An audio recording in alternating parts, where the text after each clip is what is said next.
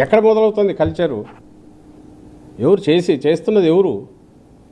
ఎందుకు మరి ఓన్లీ వైఎస్ఆర్సీపీకి అప్లై చేస్తున్న నిన్న డీజీపీ ఏదో స్టేట్మెంట్ ఇచ్చాడు సోషల్ మీడియాలో. ఇది అంతకుముందు చంద్రబాబు నాయుడు అన్నాడు చట్టం తెస్తున్నామన్నారు. అది కేవలం వైఎస్ఆర్సీపీకి అప్లై చేస్తున్నారా?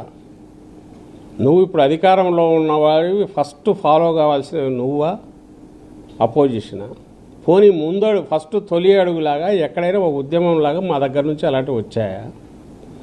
నువ్వు పొద్దున్న లేచిన సాయంత్రం వరకు మొత్తం వరుస పెట్టి చేతిలో గొడ్డలు పెట్టి జగన్మోహన్ రెడ్డి గారు వేస్తూ గొడ్డలి గుర్తు పెట్టుకొని స్టేట్మెంట్ ఇస్తా హోమ్ మినిస్టర్తో సహా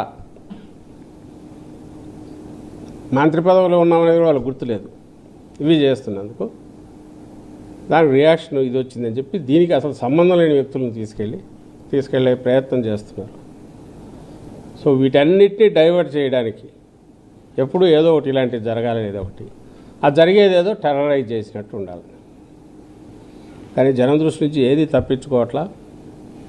అందుకే ఇవి ఏది ఉన్నాయి పక్కకు తోసి జరగాల్సిన డిస్కషన్ ఇటు రాజధాని మీద జరుగుతోంది, జరగాల్సిన రీతిలో జరుగుతుంది. ప్రజలకు అర్థమైంది, అటు రాయలసీమ ఉత్తరాంధ్ర వల్ల కూడా అర్థమైంది. ఇది ఇన్ని లక్షల కోట్లు ఆచరణ సాధ్యంగానే పెట్టినా ఆచరణ లేక రాని రాజధాని ఆయన చూపిస్తున్నది. వేరే జగన్మోహన్ రెడ్డి గారు అతి తక్కువ ఖర్చుతో ఇమ్మీడియట్ ప్రాక్టికల్ ఇది చూపిస్తున్నారు అనేది అందరికీ అర్థమవుతుంది. ఈ అప్పుల భారం భరించడానికో నీ అవినీతి కోసం నువ్వు పెట్టుకున్నది ఎన్నో భరించడానికో రాష్ట్రం సిద్ధంగా లేదు అనే విషయం ఆయన చంద్రబాబు నాయుడు గారికి అర్థమవుతుంది.